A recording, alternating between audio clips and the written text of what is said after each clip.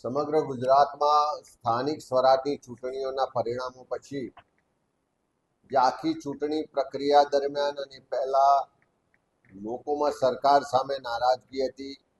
ચારે તરફ ભ્રષ્ટાચાર, પોલીસ અને પ્રશાસનના ગેરવહીવટને કારણે લોકો હેરાન પરેશાન હતા અને એની સામે પરિણામો વિપરીત આવ્યા. ત્યાર પછી પ્રદેશ કોંગ્રેસ સમિતિ તરફથી બધા ઝોન વાઇઝ સંગઠનના જવાબદાર હોદ્દેદારો, પદાધિકારીઓ સાથે સમીક્ષા બેઠકોની શરૂઆત કરી છે. ઉત્તર ગુજરાત, મધ્ય ગુજરાત અને દક્ષિણ ગુજરાતની બેઠકો પતાવ્યા બાદ આજે રાજકોટ ખાતે સૌરાષ્ટ્રના 11 જિલ્લાઓ અને 6 મહાનગરોને સંગઠનના પદાધિકારી અને હોદ્દેદારો સાથે સમીક્ષા બેઠક કરી રહ્યા છે. જે રીતે બધા જ ઝોનમાં એક સૂર ઉઠ્યો, એક કોમન વાત આવી છે કે લોકોમાં ખૂબ નારાજગી હતી, સરકાર સામે ખૂબ ઉગ્ર રોષ હતો. પણ જે ચૂંટણી પ્રક્રિયા પારદર્શક રીતે થવી જોઈએ, ન્યાયિક થવી જોઈએ, લોકો કોઈ પણ જાતના ભય વગર ચૂંટણી પ્રક્રિયામાં ભાગ લેવા જોઈએ, એનાથી વિપરીત પોલીસ અને પ્રશાસનનો દુરુપયોગ કરીને પહેલા ઉમેદવારી ફોર્મ ભરતી વખતે જ પોલીસ અને પ્રશાસન દ્વારા અનેક ઉમેદવારોને ડરાવવામાં આવ્યા, દબાવવામાં આવ્યા, ધાક ધમકીઓ આપવામાં આવી. ફોર્મ પાછા ખેંચાવવાની પ્રક્રિયા દરમિયાન પણ આપ સૌએ મીડિયામાં જોયું હશે કે આખા ગુજરાતમાં જે રીતે પોલીસનો દુરુપયોગ થયો, જે રીતે પ્રશાસનનો દુરુપયોગ થયો, એ ગુજરાતના ઇતિહાસમાં પહેલી વખત પોલીસ જાણે ભારતીય જનતા પાર્ટીનો ખેસ પહેરી લીધો હોય એવી રીતે કામ કરતી જોવા મળી છે.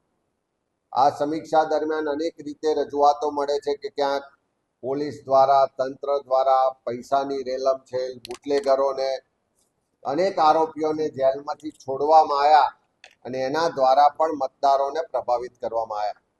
સાથે સાથે ક્યાંક ઉમેદવારની પસંદગીની પ્રક્રિયામાં, ક્યાંક કોઈ સંગઠનની જે કામગીરીની પ્રક્રિયામાં કે બીજી પણ જ્યાં નાની મોટી ક્ષતિઓ રહી, ચૂક રહી, એની પણ માહિતી લઈ રહ્યા છે.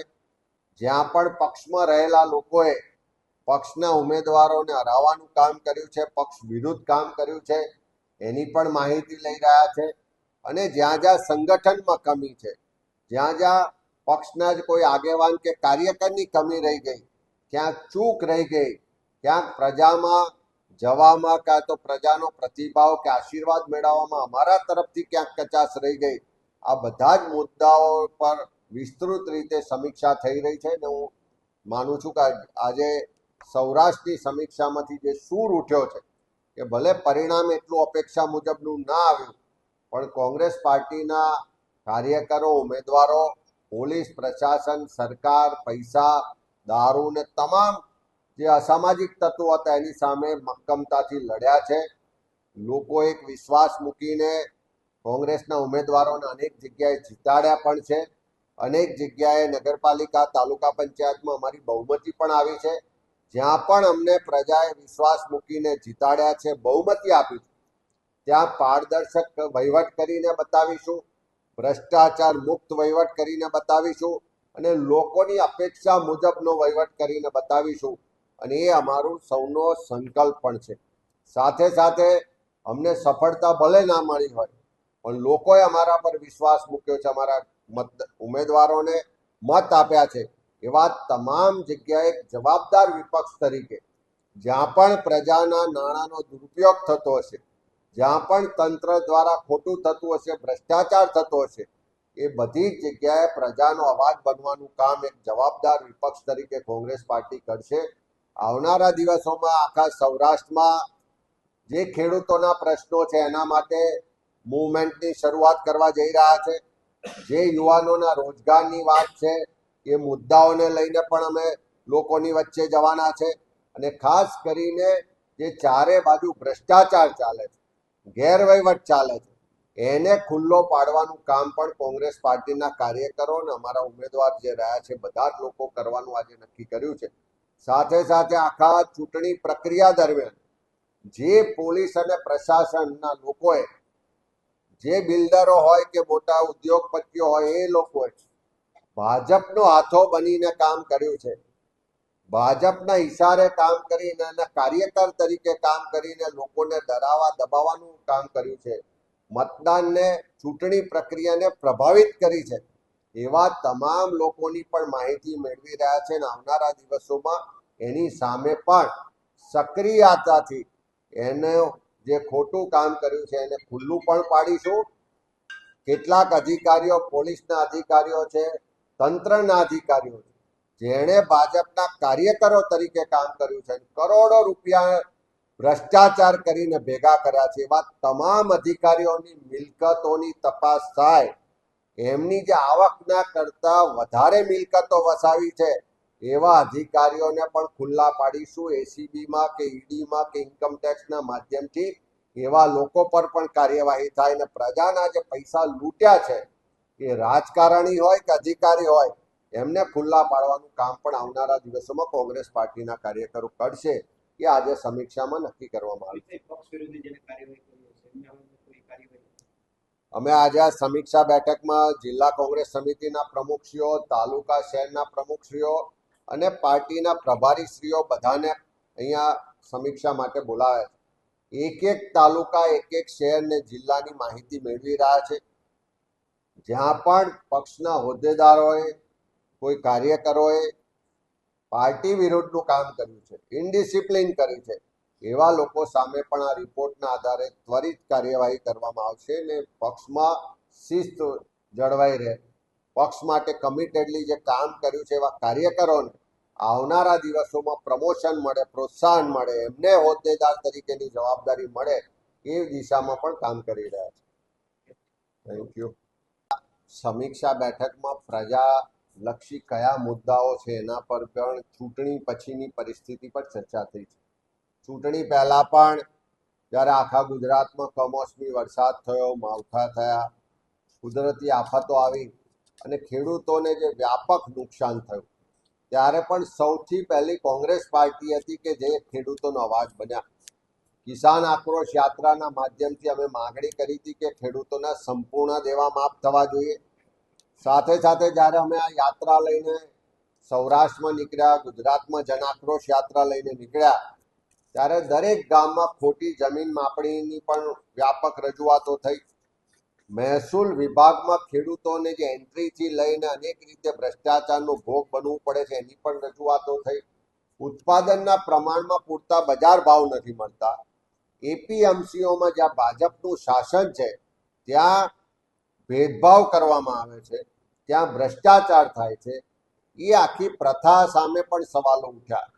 સાથે સાથે અનેક જગ્યાએ જે વીજ પોલ ઊભા કરવાની આખા ગુજરાતમાં અત્યારે ચાલે છે, મોટી કંપનીઓના, મોટા ઉદ્યોગપતિઓના લાભાર્થે ખેડૂતોના ખેતરમાં જબરજસ્તી પૂરતું વળતર આપ્યા સિવાય, પૂરતી મંજૂરી વગર જે પોલ ઊભા કરવામાં આવે છે અને એના માટે પોલીસ અને પ્રશાસન જ્યારે ઉદ્યોગપતિઓને ત્યાં નોકરીએ લાગી હોય એવી રીતે દાદાગીરી કરે છે. એ સંજોગોમાં એ ખેડૂતોના જે આક્રોશ છે, લડાઈ છે, એના માટે પણ કોંગ્રેસ પાર્ટીએ પહેલા પણ લડાઈ લડ્યા છે ને આવનારા દિવસોમાં પણ લડીશું. ત્યારે આ ખેડૂતોના જે પોલ બાબતના પ્રશ્નો છે, ખેડૂતોના દેવા માફીની વાત છે, ખેડૂતોને ઉત્પાદનના પૂરતા બજાર ભાવ મળે, માર્કેટની વ્યવસ્થા થાય અને સાથે સાથે ખોટી જમીન માપણી રદ કરવાના મુદ્દાઓને લઈ સૌરાષ્ટ્ર સહિત આખા ગુજરાતમાં ખેડૂતો માટેની લડતની શરૂઆત કરવાનું પણ નક્કી કરીએ છીએ. અમે વારંવાર કીધું છે કે સરકાર સામે જે નારાજગીના મતો છે, જે એન્ટી ઇન્કમ્બન્સી છે, કે લોકો સરકાર સામે નારાજ હોય, વહીવટ સામે નારાજ હોય અને એને બદલવો હોય, પણ એ મતોને કેવી રીતે વિભાજિત કરવા જેથી સત્તામાં બેઠેલા, સરકારમાં બેઠેલા લોકોને લાભ થાય, એ જે આરએસએસે ડિઝાઇન બનાવી અને ડિઝાઇનના ભાગ સ્વરૂપ ઇન્ડિયા અગેન્સ્ટ કરપ્શન મુવમેન્ટ રૂપે આ આમ આદમી પાર્ટીનો જન્મ થયો. પહેલા દિવસથી આમ આદમી પાર્ટીની જે પાછળની એની જે થિંક ટેન્ક છે, એનો એજન્ડા નક્કી કરવાવાળા લોકો છે, એ ક્યાંક ને ક્યાંક આ ભાજપને મદદ કરવાની ડિઝાઇનના ભાગ રૂપે કામ કરે છે. હમણાં જે રીતે પંજાબમાં આપણે જોયું કે રાજ્યસભાના 2/3 સભ્યો એકી સાથે આમ આદમી પાર્ટીમાંથી ભારતીય જનતા પાર્ટી સાથે મર્જ થયા. આવનારા દિવસોમાં ગુજરાતમાં તમે બધા જ જોઈ શકશો કે આમ આદમી પાર્ટી મોટા ભાગના લોકો ભારતીય જનતા પાર્ટીમાં મર્જ થઈ જવાના છે. એમની વારે વારે ચૂંટણી આવે, 2022 હોય કે આ 2026 હોય, બધા જ અનુભવ જોજો કે સરકાર સામે લોકોમાં નારાજગી ખૂબ હોય, સરકાર સામે મતદાન કરવાની લોકોની તૈયારી હોય, પણ મતોને વિભાજિત કરવા માટે આમ આદમી પાર્ટીઓનો બીજી પાર્ટીઓનો ઉપયોગ કરવામાં આવે છે. એ ડિઝાઇન જે બનાવી છે એનો લાભ ભાજપને મળે છે. આજે પણ ગુજરાતમાં જુઓ તો જે ભાજપ સરકાર સામે નારાજગીના મતો છે એ વધારે મતો છે. અને એ સંજોગોમાં આવનારા દિવસોમાં લોકો વચ્ચે વધારે જઈશું, લોકોને આ હકીકતોથી માહિતગાર કરીશું અને સાચી હકીકતો લોકોને સમજાશે. ત્યારે 2027માં 100% જે નારાજગીના વિરોધના મત, પરિવર્તન માટેના મતો છે, એકજૂથ થઈને પરિવર્તન લાવીશું. આ જે સમીક્ષામાં બહાર આવી રહ્યું છે, કેટલાક પોકેટ્સ છે, ચોક્કસ વિસ્તારો છે કે જ્યાં આમ આદમી પાર્ટીને મત મળ્યા છે.